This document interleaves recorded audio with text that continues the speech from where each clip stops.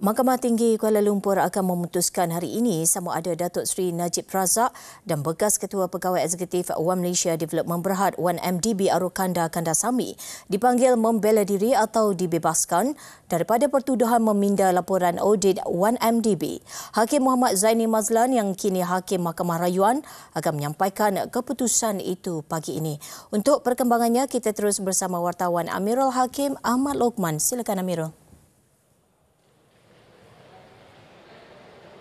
Ya, Susila, baru saja sebentar tadi di Kompleks Mahkamah Jalan Duta Kuala Lumpur menyaksikan ketibaan bekas Perdana Menteri Datuk Seri Najib Tun Razak yang dibawa oleh pihak penjara diiringi pasukan kenderaan keselamatan kawalan, di mana hari ini dapat kita akan ketahui sama ada keputusan mahkamah akan menentukan jika Datuk Seri Najib Razak perlu menjawab tuduhan beliau mengguna jawatan Perdana Menteri dan Menteri Kewangan untuk mengarahkan maklumat penting untuk dikeluarkan pada laporan akhir audit One Malaysia Development Berhad One MDB, dan Hakim Muhammad Zaini Mazlan juga akan memutuskan di akhir pendakwaan sama ada keterangan yang diberikan oleh bekas Ketua Pegawai Eksekutif One MDB Arukanda Kandasamy terhadap Datuk Seri Najib adalah benar dan menyeluruh bagi membolehkan mahkamah memberikannya sijil indemnity, iaitu pengecualian daripada liability undang-undang. Dan Arukanda yang didakwa bersubahat dengan Datuk Seri Najib memberikan keterangan terhadap bekas Perdana Menteri itu selama 2 hari bermula 25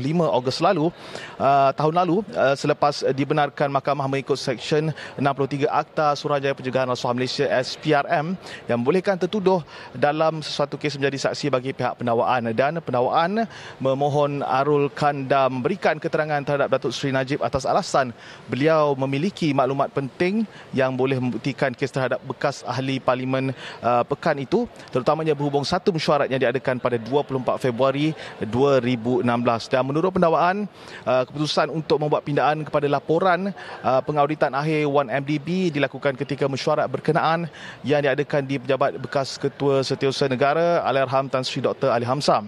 Dan jika berjaya memperoleh sijil indemnity mengikut peruntukan berkenaan, mahkamah boleh membebaskan atau melepas tanpa membebaskan Arukanda daripada tuduhan bersubahat berkenaan.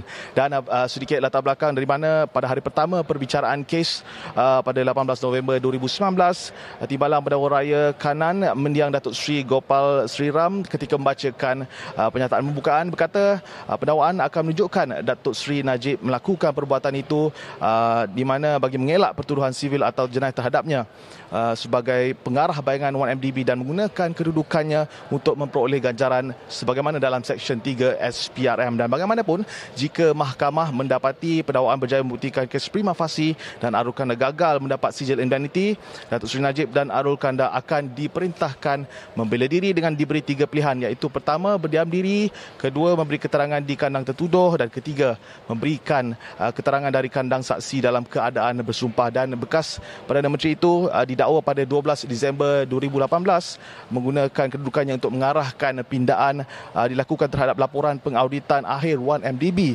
sebelum ini, dan dibentangkan kepada jawatan kuasa kira-kira Wang Negara PAC untuk mengelakkan sebarang tindakan diambil terhadapnya. Dan Arukanda pula didakwa bersubahat dengannya dalam membuat pindaan berkenaan bagi melindunginya daripada tindakan tak tertib sivil atau jenayah berkaitan OMDB. Dapat saya juga saksikan ketika ini kemungkinan siapa yang baru saja tiba, iaitu anak kepada Datuk Seri Najib, Najwa Nur Najwa, baru saja tiba di mahkamah mungkin untuk memberikan sokongan kepada ayah beliau.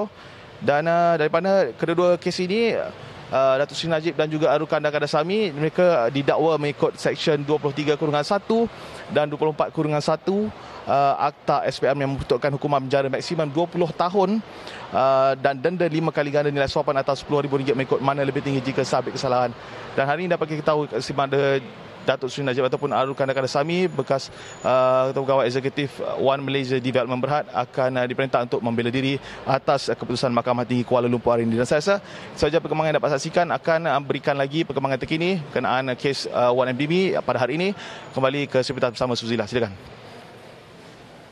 Terima kasih Amirul dengan laporan yang diberikan.